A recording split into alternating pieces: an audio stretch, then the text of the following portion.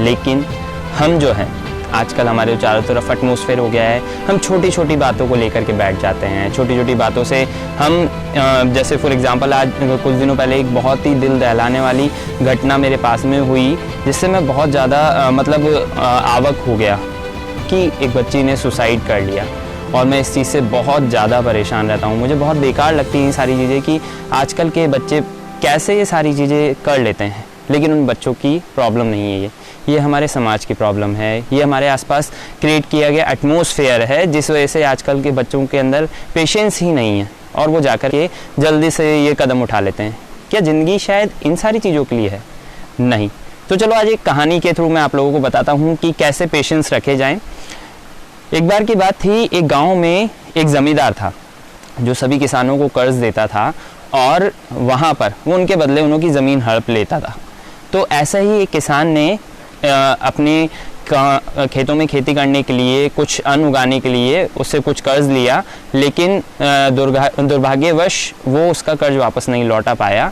तो वो ज़मींदार जाकर के उससे दुगना धन वसूलने की कोशिश करता है, या फिर वो उसे बोलता है कि या तो तुम मुझे मेरा धन वापस लौटाओ या फिर तुम्हारी जो ये बेटी है इससे मेरी शादी करवा दो। तो किसान बहुत परेशान हो जाता है उसकी बात सुन करके, क्योंकि उसकी पूरी फसल ख़राब हो चुकी होती है और उसके पास पैसे नहीं होते हैं देने के लिए। तो वो बात जा कर के अपने घर पे बताता है, अपनी बिटिया को बोलता है। तो मतलब ये सारा सब कुछ जब हो रहा होता है ताकि जो भी पत्थर बाहर निकला है उसके अलावा जो दूसरा पत्थर वहाँ होगा, यानी कि उसने जो पहला पत्थर उठाया है वो उसके अकॉर्डिंग डिसीजन होगा। तो पता चला कि अंदर तो ब्लैक कलर का पत्थर है, यानी कि लोगों ने मान लिया कि जो लड़की ने पत्थर उठाया था वो सफ़ेद कलर का था।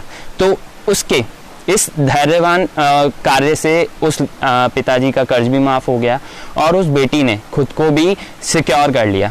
तो कई बार हमारे साथ भी ऐसी सिचुएशंस आ जाती हैं, हम कहीं जाकर के फंस जाते हैं, उलझ जाते हैं और बहुत ही ज़्यादा एग्जॉस्ट हो रहे होते हैं। तो हम ऐसे डिसीजंस क्यों ले लेते हैं कि हमें हमारे घर को सर्वाइव करना पड़े और लोगों को मतलब है ना इससे कुछ अलग ही मैसेज मिले? नहीं, हमें उस टाइम में थोड़ा सा बैठना चाहिए, हमें रिलैक्स होना चाहिए और हमें चीज़ों को समझने के लिए टाइम लेना चाहिए। हमारा ऑब्जर्वेशन पावर बहुत कम हो गया है, हम चीज़ों को समझने के बजाय बहुत ज़्यादा फैलाने लगे हैं आजकल। जैसे आप लोग देखेंगे कोई भी ज़रा सी बात होती है तो हम किसी से भी जल्द से जल्द लड़ने लगते हैं, आर्ग्यूमेंट्स करने लगते हैं। तो क्या ये चीज़ें सही हैं? नहीं। जो कोई भी मूर्ख इंसान होता है वो हमेशा अपने से बड़े जो भी होते हैं या कोई अच्छी पोस्ट पे होते हैं वो उन्हों से ऊंचे लोगों से लड़ते हैं जाकर के। और जो कोई भी ताकतवर लोग होते हैं जो बोलते हैं कि यस वो अपने से छोटे लोगों से लड़ते हैं, लेकिन वो ताकतवर लोग वास्तव में ताकतवर होते हैं? नहीं, वो महामूर्ख होते हैं। लेकिन जो समझदार लोग होते हैं ना वो अपने से ऊपर वालों से लड़ते हैं ना वो अपने से नीचे वालों से लड़ते हैं, वो खुद से मिलते हैं, वो खुद से बात करते हैं। एग्जैक्टली वो खुद से लड़ते हैं और खुद पे काम करते हैं और फिर वो उन दोनों की सोसाइटी से, उन दोनों के माहौल से निकल करके अपने आप को एक नया मुकाम देते हैं, एक नई जगह ले जाकर के फिक्स कर देते हैं और वो अपने आप को एक डिफरेंट स्टार की तरह फील कराते हैं जब आप एक स्टार बन जाते हैं। तो सोचो हमारे लाइफ में पेशेंस का कितना इम्पोर्टेंस है, जिसे हम कामनेस भी बोल सकते हैं। कई बार ऐसा होता है कि हम कई चीज़ों का वेट कर रहे होते हैं लेकिन वो आगे पोस्टपोन होती जा रही होती हैं। लेकिन जैसे अब मैं ये वीडियो में आप लोगों को बता रहा हूँ कि हमारे अंदर कामनेस होनी चाहिए, पेशेंस होने चाहिए, अब इसका कई लोग कुछ अलग ही मतलब निकाल लेंगे। वो अपने एफर्ट्स लगाना बंद करके वेट करेंगे। यस किसी ने बोला था कि पेशेंस होने चाहिए तो बैठ करके इंतज़ार करो।